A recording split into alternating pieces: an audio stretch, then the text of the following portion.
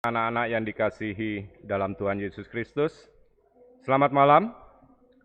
Kita bersyukur pada malam hari ini kita dapat bertemu kembali dalam ibadah keluarga sektor pelayanan 1 sampai dengan 8 melalui rekaman video streaming ini. Kiranya ibadah kita berkenan di hadapan Tuhan dan kita memperoleh berkat.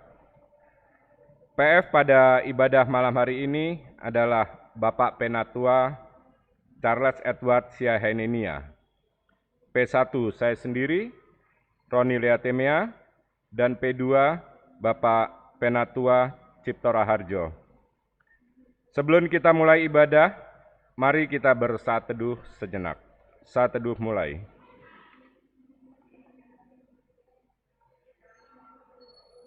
Saat teduh selesai. Ungkapan situasi. Berbicara tentang ketaatan adalah hal yang mudah, tetapi melakukan ketaatan dan tidak menghakimi adalah perkara yang sulit, apalagi ketika kita berada di situasi yang tidak mendukung. Sesungguhnya, setiap ketaatan selalu mendatangkan berkat.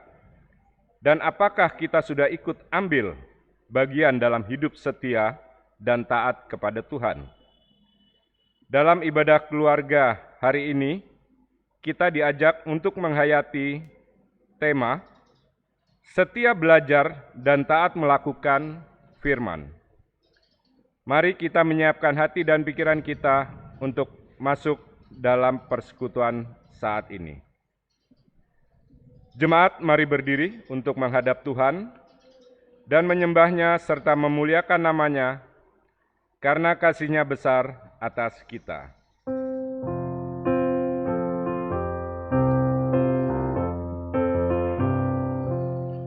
Semua manusia, hai ikutlah serta memuji kasih Tuhan yang agung mulia.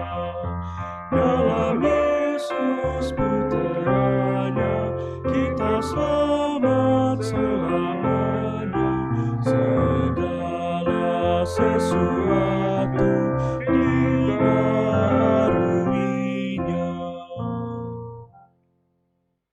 Jemaat, mari kita berdoa.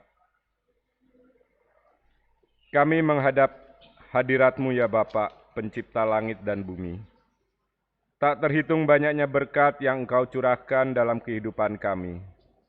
Engkau adalah Tuhan yang tetap setia melawat kami, sekalipun seringkali kami tidak setia, bahkan juga mengecewakan hati-Mu.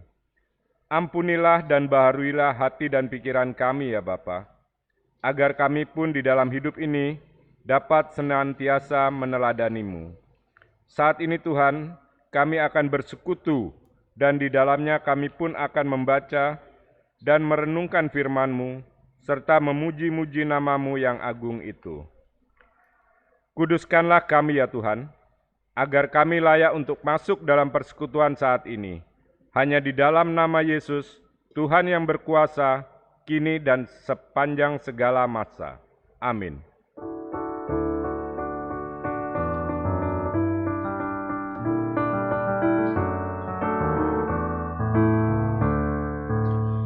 Haruslah Yesus sepenuhnya hidup di dalam diriku, dalam kata dan tindakan, waktu tidur atau jaga, Yesus hidup dalamku.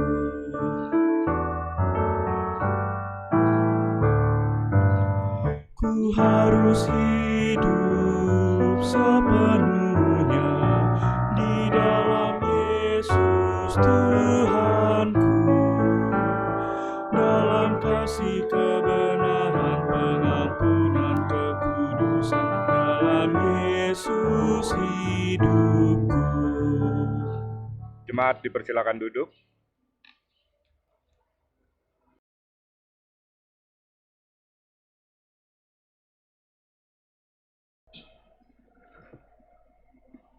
Bapak Ibu yang terkasih, baik di tempat ini maupun di rumah-rumah,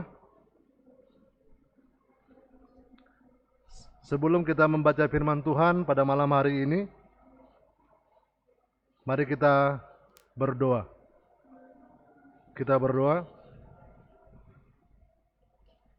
Bapa di sorga, Allah yang hidup, pada malam ini kami datang kepadamu mengucap syukur atas segala hal yang Tuhan selalu perbuat dalam kehidupan kami. Bapa, ampunilah dosa-dosa kami dalam pikiran dan perkataan bahkan perbuatan kami yang tidak berkenan. Pimpin kami selalu dengan kasih-Mu, urapi kami ya Tuhan, sehingga kami dapat melakukan segala sesuatu yang baik di dalam kehidupan ini, dan biarlah nama Tuhan selalu dipermuliakan di tengah-tengah kehidupan kami. Bapa, pada malam hari ini kami mau mendengarkan firman Tuhan, biarlah kasih Tuhan juga melimpah buat kami, khususnya dalam memahami firman-Mu. Begitu juga hamba-Mu selaku pelayan firman-Mu ya Bapa, kiranya Engkau memberkati hamba-Mu untuk dapat mengurai atau menjelaskan firman-Mu ini, sehingga orang lain dapat memahami firman ini, dan biarlah kami dapat melakukannya seturut daripada kehendak Tuhan. Berfirmanlah Tuhan bagi kami semua, begitu juga dengan hamba-Mu pada saat ini. Di dalam nama Yesus kami berdoa dan mengucap syukur. Amin.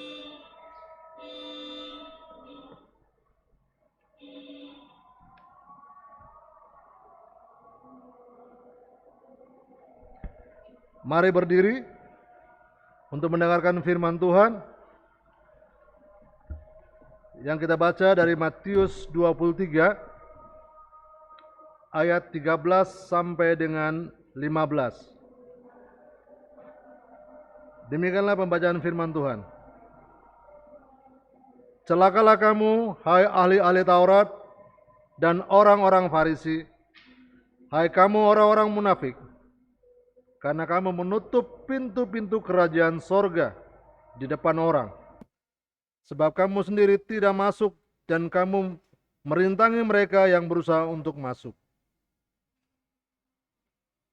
Celakalah kamu, hai ahli-ahli Taurat dan orang-orang Farisi, hai kamu orang-orang munafik, sebab kamu menelan rumah janda-janda, sedang kamu mengelabui mata orang dengan doa yang panjang-panjang. Sebab itu kamu pasti akan menerima hukuman yang lebih berat.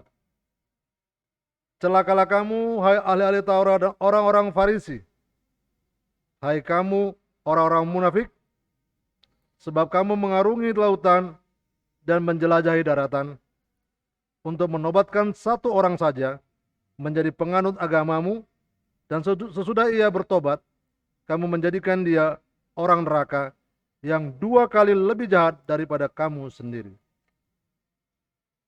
Demikianlah pembacaan Alkitab pada malam hari ini. Terpujilah Kristus, Hosiana. Hosiana, Hosiana, Hosiana. Dipersilakan duduk. Bapak Ibu yang dikasihi, tema kita pada malam hari ini berbunyi adalah setia belajar dan taat melakukan firman.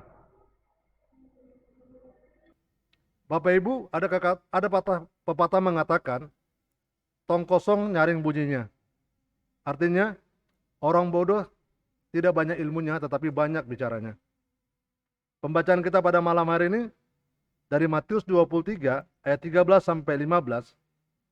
Tuhan Yesus mengecam keras dan tegas kepada ahli-ahli Taurat dan orang-orang Farisi, di mana mereka sangat pandai berbicara tentang hukum Taurat, tetapi sebenarnya mereka tidak mengerti apa yang mereka bicarakan karena tidak memperlakukan Taurat itu secara benar dan sungguh-sungguh. Mereka sangat fasih mengajarkan hukum Taurat, tetapi isi dari hukum Taurat itu sendiri mereka tidak dapat melakukannya.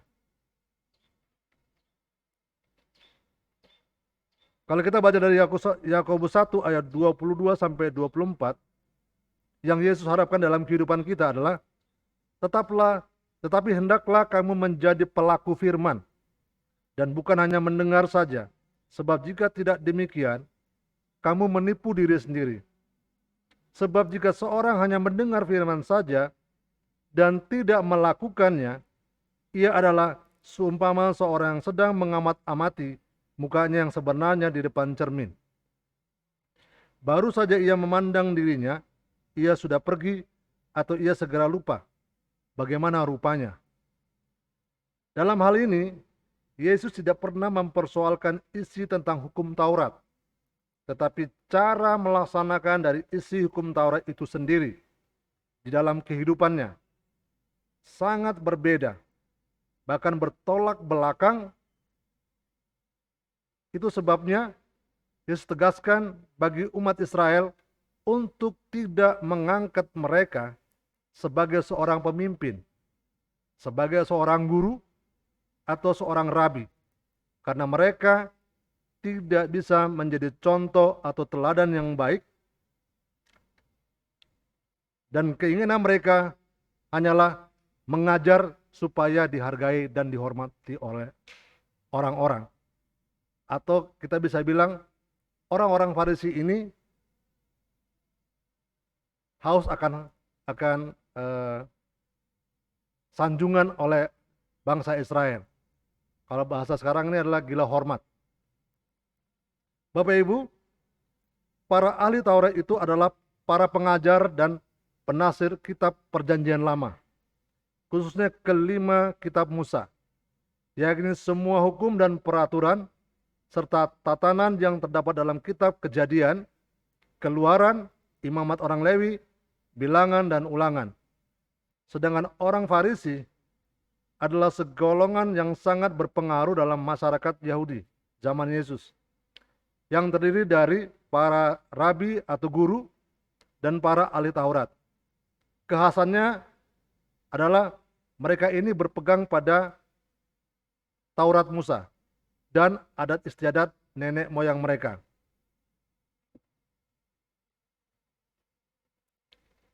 Mereka mentaati secara mutlak seluruh hukum dan peraturan, bertindak sebagai polisi agama. Bila melihat umat termasuk Yesus dan murid-muridnya melanggar, mereka kecam dan salahkan. Khususnya bila umat melanggar hari Sabat yang banyak larangan-larangannya. Sifat buruk mereka ialah mereka mengajar kepada umat tetapi mereka tidak menjalankannya sendiri. Mereka senang memberi beban-beban tugas keagamaan yang berat, tetapi mereka sendiri tidak mau menyentuhnya. Dari bacaan Matius 23, ada sebanyak 7 kali Yesus mengecam kata celakalah kamu dan kamu orang-orang munafik. Yesus sangat keras mengatakan ini kepada ahli-ahli Taurat. Maknanya adalah karena Yesus sangat kecewa, marah, sedih, kesal sekali dengan mereka ini atas sikap dan perilakunya yang tidak berpadanan dengan hukum Taurat, bahkan yang memutarbalikkan kebenaran daripada firman itu sendiri. Kata munafik di sini, Yesus mau mengatakan kepada ahli Taurat dan orang Farisi, seperti orang bermain aktor atau sandiwara, di mana seluruh pengajaran mereka tentang hukum Taurat hanya meliputi ketaatan lahiriah, namun di hati mereka terkandung keangkuhan, iri hati, kebencian, dan keegoisan, sehingga kesalehan mereka hanya menjadi topeng yang menutupi kejahatan mereka. Bapak Ibu yang dikasihi Tuhan Yesus Kristus, pada ayat 13 sampai dengan 15, kecaman Yesus mempersoalkan 3 hal. Yang pertama,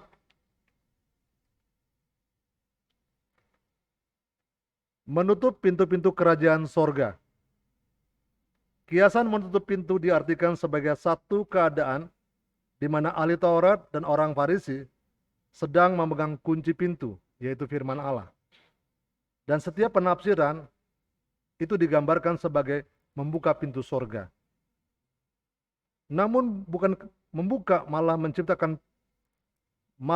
mengunci pintu itu, sehingga banyak orang tidak bisa masuk.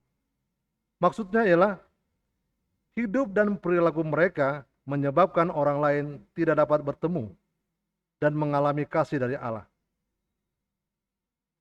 Ahli Taurat dan orang-orang Farisi menganggap dirinya sebagai orang yang paling mengetahui hukum Taurat, sehingga mereka menganggap diri sebagai pemegang kunci kerajaan sorga. Padahal mereka sendiri tidak hidup dalam ketaatan terhadap hukum Allah, sehingga pengajaran mereka tidak mudah dipahami para pendengarnya. Karena sikap dan perilaku mereka itulah yang merintangi orang lain untuk taat kepada firman Allah. Hal-hal ini dapat kita juga lihat dari Matius 21 ayat 12 sampai dengan 15, di mana Tuhan mengecam orang-orang pada saat itu karena rumah ibadah halamannya dibikin seperti pasar yang dilakukan oleh para imam, ahli-ahli Taurat. Tujuannya adalah untuk menghalangi orang datang kepada Tuhan. Sama halnya dengan menutup pintu untuk orang lain mendengarkan keselamatan. Yesus berkata di dalam ayat 12, rumahku adalah rumah doa, tetapi kamu jadikan sarang penyamun. Inilah adalah salah satu contoh yang menutup pintu-pintu kerajaan sorga bagi bangsa Israel itu sendiri. Banyak contoh-contoh lain yang kita bisa dapatkan. Salah satu contoh lagi adalah ketika kita ke gereja. Kalau kita ke gereja, banyak motivasi yang kita hadapi pada saat datang ke gereja. Ada orang motivasinya untuk mendengarkan firman Tuhan. Itu sangat baik. Tetapi ada juga motivasi yang berbeda. Salah satu contoh, kalau kita mendengarkan firman Tuhan pada saat beribadah, di kiri kita banyak juga orang yang ngobrol. Ada juga di kanan kita yang main chatting-chattingan. Ada juga orang yang motivasinya ke gereja hanya untuk pamer kekayaan. Tas baru, baju baru, sepatu baru. Hal-hal kecil ini tanpa kita sadari, kita menutup berkat bagi orang yang beribadah kepada Tuhan. Jadi penyesat itu seperti ahli Taurat itu juga berlaku pada saat ini. Tanpa kita sadari, orang yang beribadah itu terganggu, sehingga dia tidak dapat memahami firman Tuhan. Itu juga sebagai salah satu contoh menutup berkat atau pintu surga kepada saudara-saudara kita yang rindu akan firman Tuhan. Di ayat 15, intinya adalah membuat orang lain menderita, khususnya para janda-janda dengan doa yang panjang-panjang. Yesus mengkritik para ahli Taurat dan orang Farisi karena sebagai orang-orang terhormat, seharusnya mereka melindungi orang-orang lemah. Namun justru mereka memanfaatkan orang-orang lemah seperti janda-janda untuk kepentingan diri sendiri. Janda-janda adalah kaum perempuan yang berada dalam keadaan lemah dalam segala hal. Kata menelan merupakan kata kiasan yang berarti mencuri atau menggelapkan uang serta harta orang lain. Ahli Taurat dan orang Farisi mengucapkan doa yang panjang-panjang untuk membuat kesan yang baik, tetapi kenyataannya mereka menipu dan merampas harta benda janda-janda tersebut. Bapak Ibu yang dikasihi, doa yang panjang sesungguhnya tidak salah jika dilakukan dengan tulus dan motivasi yang benar. Namun doa yang panjang itu menjadi salah kalau dijadikan alat untuk kepentingan diri sendiri. Salah satu contoh Bapak Ibu, kalau kita berdoa untuk orang sakit, kalau kita berdoa untuk rumah baru, kalau kita berdoa untuk pekerjaan, usaha baru, doa itu tidak pernah salah, Bapak Ibu. Kalau kita menggunakannya pada koridor yang tepat, sesuai dengan kehendak firman Tuhan. Tetapi doa itu juga bisa salah kalau dipergunakan dengan tidak tepat. Seperti apa? Kalau kita berdoa, habis itu kita datang kepada orang itu, pinjam uang, atau menipu orang itu. Itu satu motivasi yang salah. Kalau kita mendoakan orang, rumah baru, tetapi doa itu sebenarnya bukan mendoakan rumahnya, tetapi tujuannya untuk mencuri atau merampok dengan melihat situasi rumah itu juga motivasi yang salah. Dan banyak lagi motivasi-motivasi yang lainnya. Di ayat 15, dapat kita simpulkan lagi menghancurkan orang lain. Yesus menghargai semangat orang Yahudi menjadi misi dengan mengarungi lautan dan menjelajah daratan. Tetapi Yesus mencela hasil pelayanan mereka, di mana orang-orang yang dilayani bukannya berubah menjadi semakin baik, tetapi semakin buruk. Mereka mengajarkan kebenaran dan menyuarakan pertobatan, namun perilaku mereka sendiri jauh dari pertobatan. Mereka sangat gigih membawa orang untuk masuk ke bait Allah, namun tidak membawa orang kepada Allah. Terbukti pada pelayanannya. Bukan menjadi orang benar, tetapi justru menjadi orang yang jahat. Bahkan Yesus mengecam orang ini 2 kali lebih jahat dari sebelumnya. Tuhan Yesus mengatakan orang-orang inilah penghuni neraka. Bapak Ibu yang dikasihi, pesan firman Tuhan yang ingin disampaikan kita pada saat ini dari firman Tuhan pada malam hari ini adalah satu yang harus kita ingat adalah jangan sesat. Allah tidak ingin dipermainkan. Apa yang kita tabur, itu juga yang kita tuai.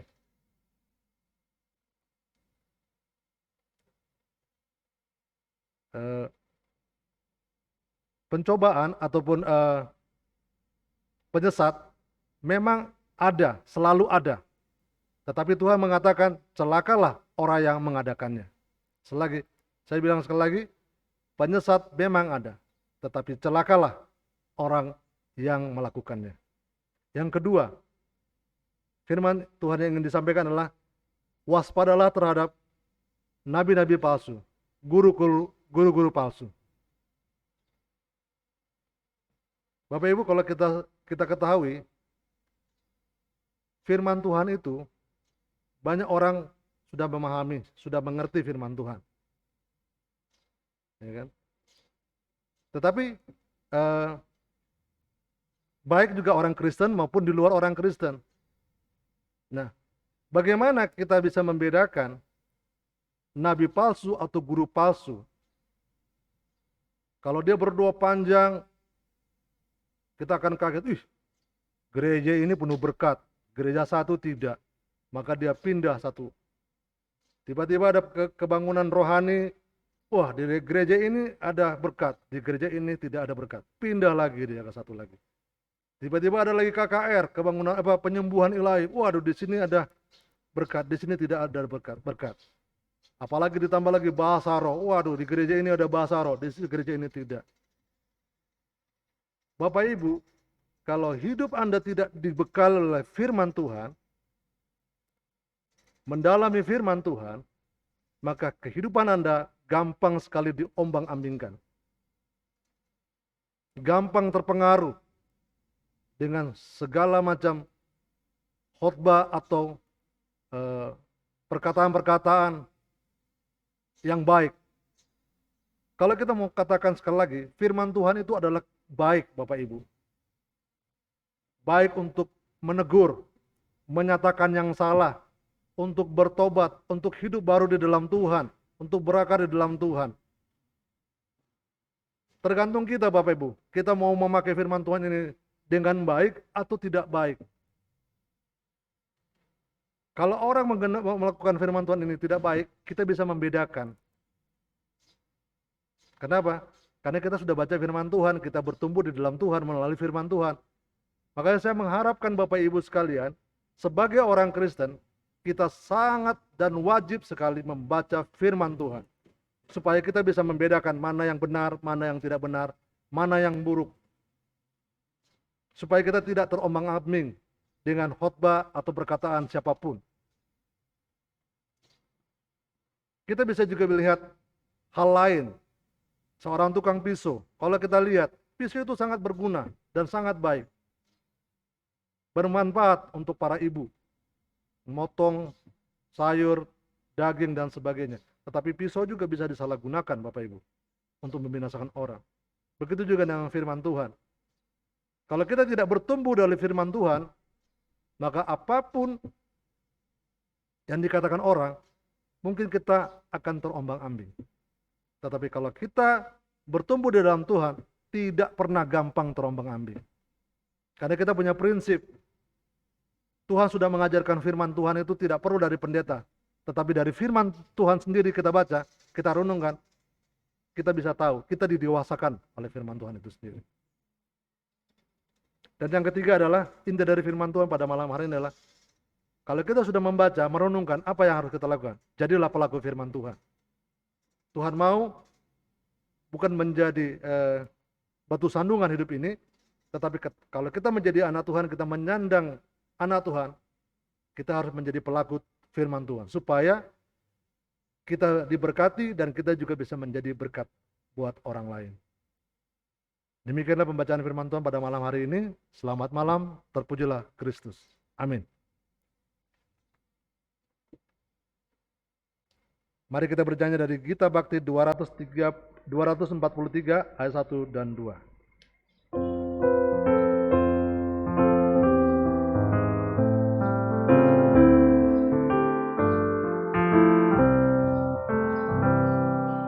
Kasih setia Tuhan membuatku teguh. Kasih setia Tuhan ajaib bagiku. Kasih setia Tuhan melampaui akalku.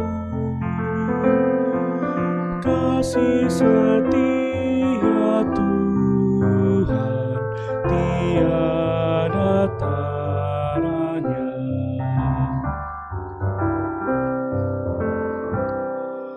Kasih setia Tuhan menghalau khawatirku. Kasih setia Tuhan pelipur jiwaku. Kasih setia Tuhan pengharapan hidupku. Kasih setia Tuhan jaminan hidupku. Mari kita berdoa. Bapa di sorga, Allah yang hidup, kami berterima kasih ya Tuhan,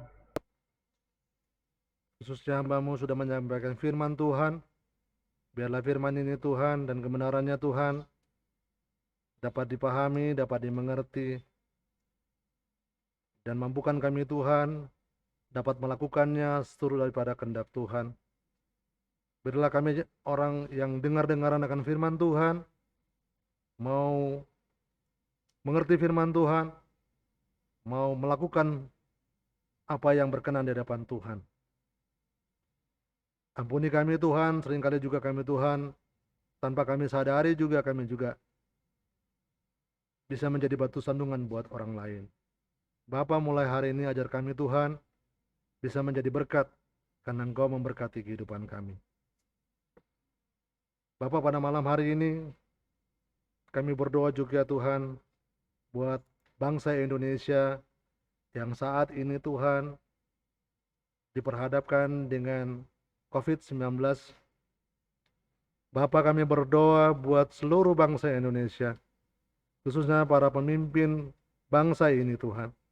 Dari Bapak Presiden Joko Widodo, para menteri, lembaga tinggi negara, sampai dengan RT RW sekalipun, bahkan juga Tuhan tim-tim Satgas COVID-19 yang bersama-sama dan bersungguh-sungguh bahu-membahu untuk dapat menyelesaikan dan memberantas COVID-19 ini, agar Indonesia bisa terbebas dari COVID-19 ini.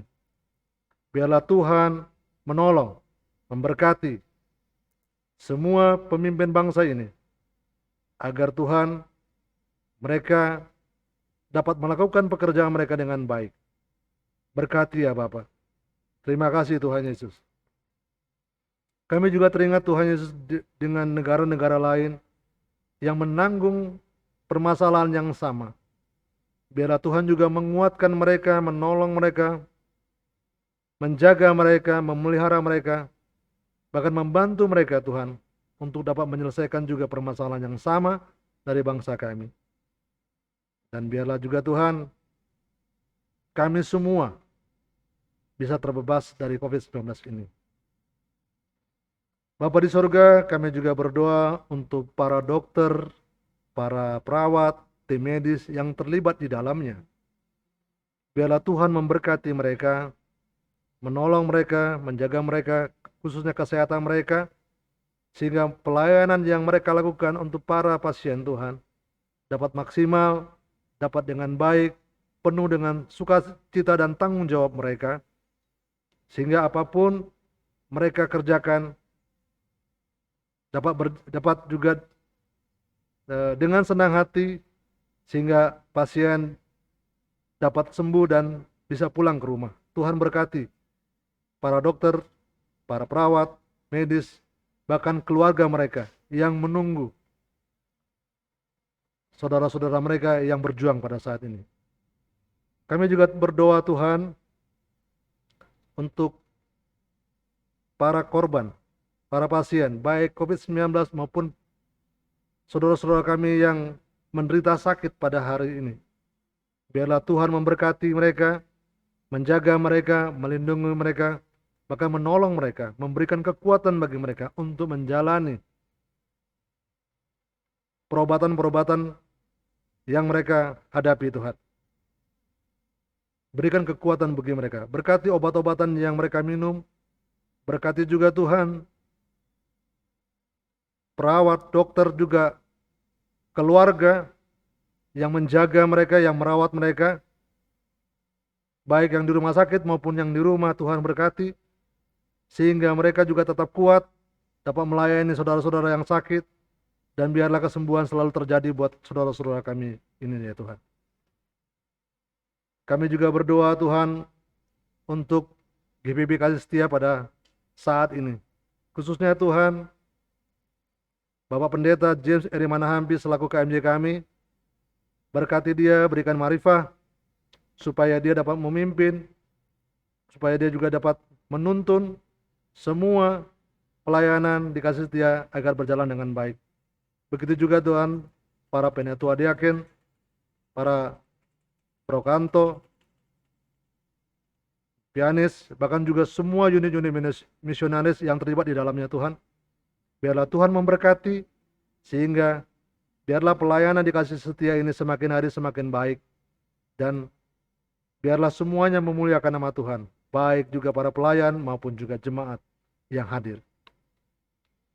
Kami juga berdoa Tuhan pada saat ini buat saudara-saudara kami yang berulang tahun, baik ulang tahun secara pribadi maupun keluarga, ulang tahun perkawinan. Biarlah Tuhan memberkati semua, biarlah bertambah usia ini membuat saudara-saudara kami makin dewasa dalam menjalani kehidupan ini dengan penuh rasa tanggung jawab, khususnya kepada Tuhan, dan biarlah hidup mereka juga selalu memuliakan nama Tuhan, dan orang lain juga bisa melihat perbuatan yang baik di dalam kehidupan mereka. Begitu juga Tuhan, kami berdoa saat ini buat jemaat-jemaat kami yang penuh dengan pergumulan, apalagi di masa-masa sulit saat ini, di mana perekonomian Indonesia semakin hari semakin terpuruk, termasuk juga dunia Tuhan, karena dampak COVID-19 ini. Biarlah Tuhan memberkati seluruh keluarga kami ini yang belum mendapatkan pekerjaan, Tuhan dapatkan pekerjaan, yang kehilangan pekerjaan, Tuhan juga tolong bukakan jalan supaya mereka Tuhan bisa mengusahakan usaha yang baru supaya memenuhi kebutuhan rumah tangga mereka. Tuhan, kami sangat sedih buat saudara-saudara kami yang banyak kehilangan pekerjaan, sehingga mereka Tuhan banyak yang stres. Tapi kami yakin dan percaya Tuhan tidak pernah meninggalkan mereka. Bukakan jalan bagi mereka Tuhan, supaya mereka bisa merasakan kasih Tuhan hadir di tengah-tengah kehidupan mereka. Pertolongan Tuhan nyata buat mereka. Bapa di sorga, burung di udara Tuhan pelihara, rumput Tuhan pelihara. Kami anak-anak Tuhan yang percaya kepadamu Tuhan, kami yakin dan percaya Tuhan tidak pernah meninggalkan kami. Bapa, bukakan jalan bagi kami semua, saudara-saudara kami yang menderita ini, agar ada ucapan syukur buat mereka, buat kehidupan mereka, buat biaya-biaya kehidupan mereka, bahkan biaya sekolah anak-anak mereka. Begitu juga dengan hamba yang merasakan Tuhan, begitu sulitnya semakin hari ini. Tapi kami yakin percaya, kami tetap dimampukan Tuhan untuk melalui semuanya ini, dengan hari-hari yang sulit ini, dan kami bisa merasakan sukacita karena Tuhan pelihara hidup kami. Janganlah sampai Tuhan, keluarga Kristen hancur, berantakan karena stres. Tapi kami akan percaya Tuhan, kami selalu berkemenangan. Tidak ada satupun yang bercerai ataupun berantakan karena pergumulan ekonominya Tuhan. Terima kasih Tuhan Yesus. Bapa di sorga, masih banyak doa-doa yang kami mesti panjatkan, tetapi Engkau sebenarnya sudah mengetahui apa yang menjadi pergumulan kami, keluarga demi keluarga, pribadi demi pribadi. Kami yakin dan percaya Tuhan sudah mengetahuinya. Kami angkat semuanya ke dalam tangan pengasihan-Mu ya Bapa, di mana Engkau telah mengajar kami berdoa. Bapa kami yang di sorga, dikuduskanlah nama-Mu, datanglah kerajaan-Mu, jadilah kehendak-Mu di bumi seperti di sorga. Berikanlah kami pada hari ini makanan kami yang secukupnya, dan ampunilah kami seperti kami juga mengampuni orang yang bersalah kepada kami. Dan janganlah membawa kami ke dalam pencobaan, tetapi lepaskanlah kami daripada yang jahat. Karena Engkaulah yang punya kerajaan dan kuasa dan kemuliaan sampai selama-lamanya. Amin.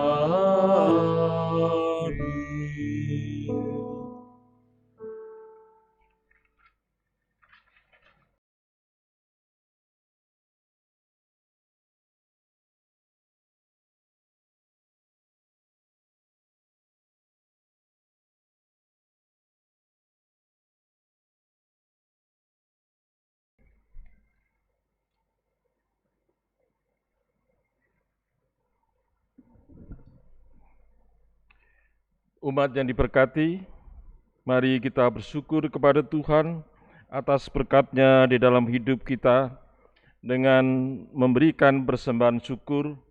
Dengarlah nas Alkitab yang terambil dari Kolose 3 ayat 17 yang menyatakan, "Dan segala sesuatu yang kamu lakukan dengan perkataan atau perbuatan, lakukanlah semuanya itu dalam nama Tuhan Yesus, sambil mengucap syukur oleh Dia kepada Allah Bapa kita. Tuhan memberkati saudara dan persembahan saudara.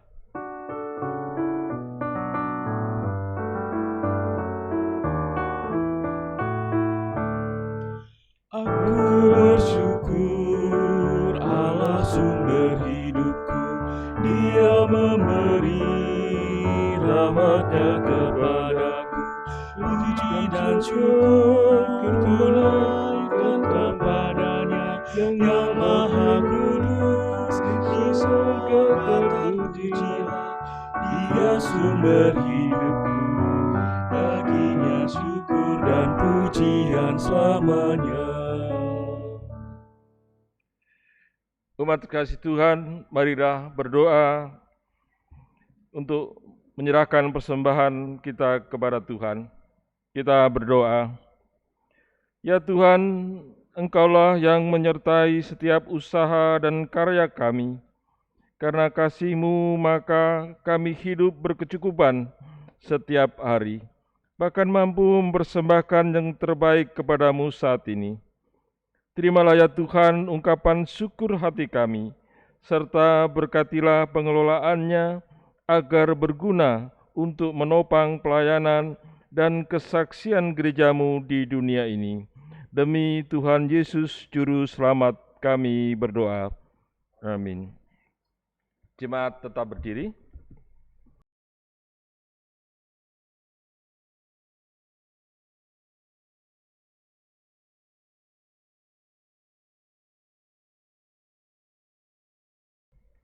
Bapak Ibu yang dikasihi, marilah kita mendengar amanat pengutusan. Pergilah dalam damai sejahtera Tuhan, dan lakukanlah firman Tuhan yang telah kamu dengar.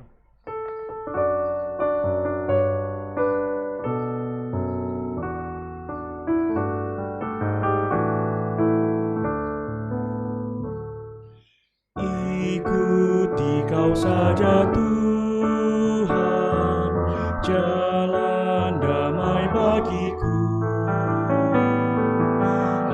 Aku selamat dan sentosa hanya oleh darah-Mu. Aku ingin ikuti kau dan mengabdi padamu. Dalam Dikau Juru Selamat, ku bahagia penuh. Arahkanlah hatimu kepada Tuhan, dan terimalah berkat-Nya. Kasih karunia Tuhan Yesus Kristus, kasih Allah Bapa, dan persekutuan Roh Kudus menyertai kamu sekalian dari sekarang sampai selama-lamanya.